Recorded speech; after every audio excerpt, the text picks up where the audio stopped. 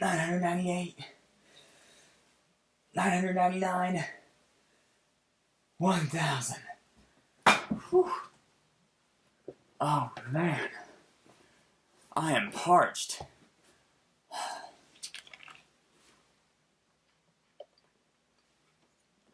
Oh, hi. I didn't see you there. You must be looking for Kiyoma-san. He's not here right now, but he will be back soon. Until then, I'm just gonna keep this warm for him. Anyway, L, Psy, Kangaroo. No, that's not it. Anyway, I'll just let Kiyoma take over for now. Thank you for coming to visit. Hey, you there. Can you see us? Why aren't you answering? Yes, you! The dumb-looking bastard in the monitor! Well, whatever. Allow me to welcome you all to my humble abode. This is my research laboratory, and I am Book Club member 001, better known as the Mad Reviewer himself, Hohin Kiyoma! Unfortunately, I'm but the only member of this fine establishment. But you can accompany me. Whomever is the first to like and comment on this video shall hereby be christened as Book Club member 002. Be the first to subscribe, and I shall bestow the honorary title of Super Subscriber. I've noticed you've already met my left-hand Rukiko, a person with more feminine grace and delicate beauty than most women could ever achieve in a lifetime. But he's a guy. We all have one movie, one book, one game, one song, one anime, whatever, that receives a ton of hype and endless amounts of praise, but we ourselves don't like it, and therefore, we deem it to be overrated. But alas, I assure you, the hype surrounding Steins is more than justified. Some people, myself included, consider this to be the greatest time travel story ever written, not just in anime, not just in Japan, ever written in any medium. As always, this is strictly my opinion, but I also have 7 subscribers, which obviously means my opinion is superior to yours. That was my very flawed attempt at humor, but what I wasn't joking about was me believing that this is the greatest time travel story ever conceived. Who would have thunk a story featuring a group of college-age students using a kitchen appliance and a cellular device to act as the template to a bona fide time machine would be so captivating? The story revolves around a real-life forum poster back in 2000 and 2001 who went under the pseudonym of John Teeter. He claimed to be a time traveler from the year 2036 and predicted that there would be nuclear war and a lot of catastrophic events in the near future, but turned out to be a hoax. Or maybe I should say it's a hoax in our reality. In Steins Gate, it might be a little bit more realistic than we think.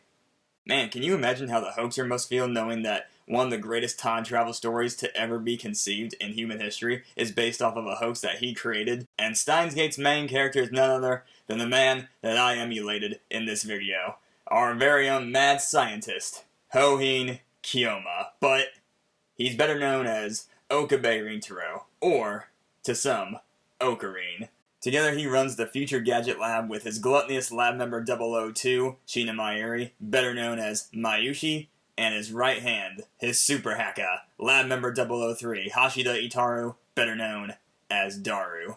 Or in some cases, Daru might be better known as the king of the 2D harem, but I think I'm his apprentice.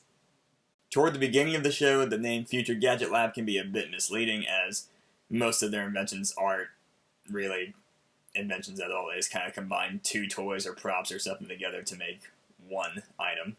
That all changes during the first episode, when Okabe and Mayuri attend a conference by Dr. Nakabashi proposing a time travel thesis. But the thesis just happened to be plagiarized from John Teeter. Okabe later bumps into Makise Kurisu, the genius girl from Victor Kandra University in the United States, but whose family is from none other than Japan. I should point out right now that I'm not going to spoil anything significant, but in the first episode, something drastic happens that I'm just going to go ahead and tell you right now. Okabe hears a scream from the floor above. He runs up to investigate and nervously saunters to the room where he first heard the scream. There he finds Makise Kurisu face down in a pool of blood. As Okabe and Mayuri are leaving the building, Okabe texts his friend Daru about what he found inside that building with Makise Kurisu. But unbeknownst to Okabe, Daru has his phone hooked up to their microwave. Now you might be wondering why someone would have their phone hooked up to the microwave in the first place, but Daru and Okabe have been experimenting with time travel over the past few weeks before the pilot episode. And that might leave you with more questions as to why would a phone and a microwave have anything to do with time travel? And why are they even experimenting with time travel in the first place? And to that, I answer, because he's a mad scientist, and that's what mad scientists do, baby. The only semblance of success they had before this time was a few gel nanos that happened. But when Okabe texts Daru and sends that message, he starts to experience a cosmic shift in the universe. The busy streets, there's no one there now. What's happening? He feels a headache. He feels a sudden rush of adrenaline. He doesn't know what the hell is happening. Daru accidentally having his phone hooked up to the microwave when Okabe texts him proves that John Teeter's ruse wasn't all that untrue to begin with. Now that I think about it, having a microwave as a template for a time machine, it sounds like the perfect anime for my good friend and microwave enthusiast Tay Benzo. So Tay, if you're watching, and I know you are, then I highly recommend this anime for you, bud.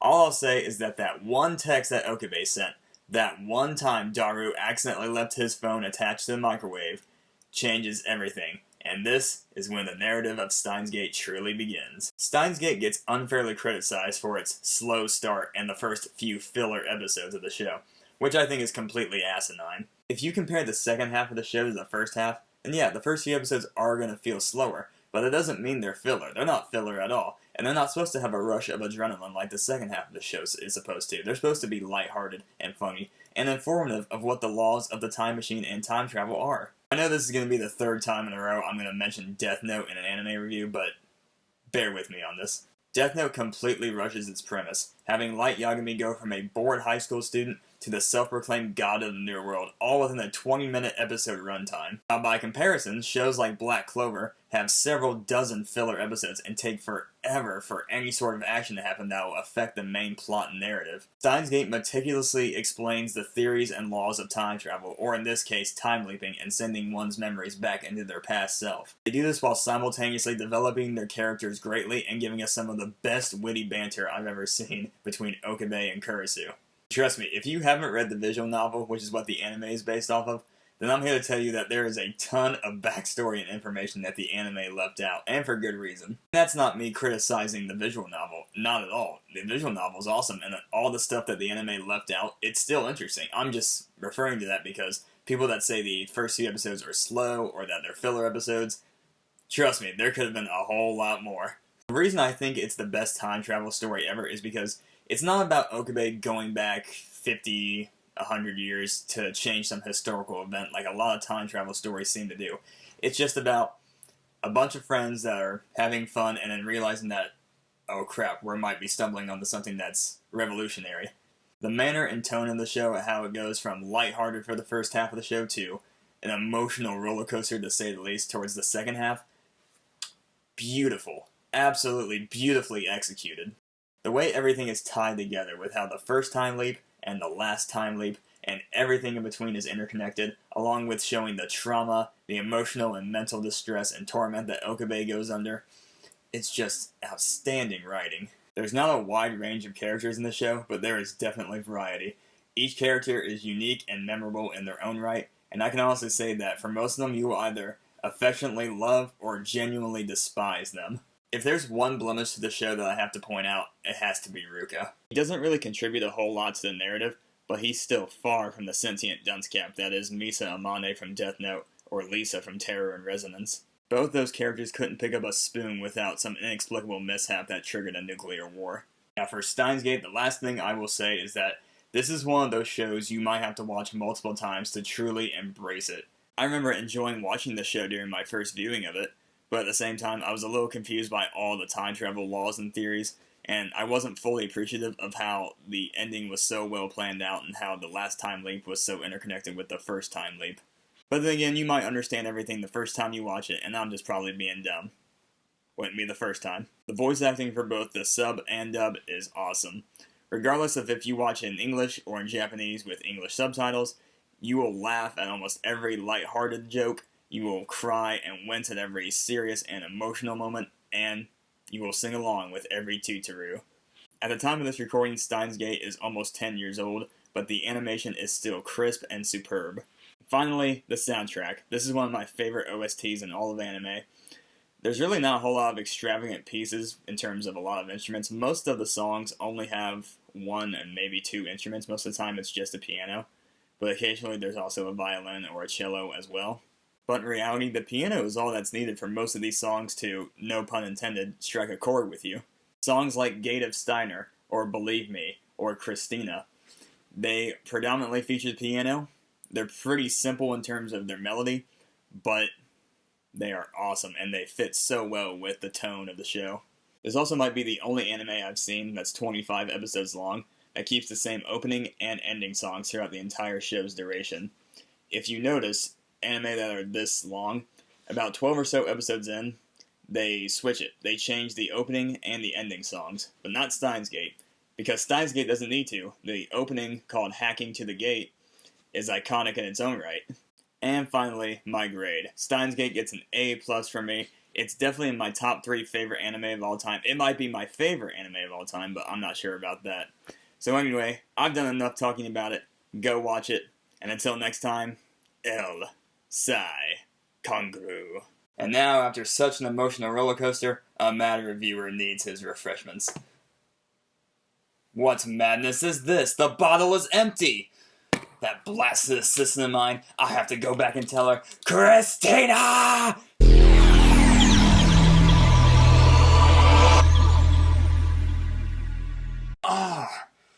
My head. What just happened?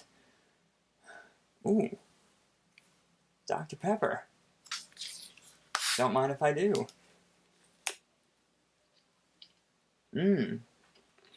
Tasty. Uh-oh. Guess it's time to start swinging.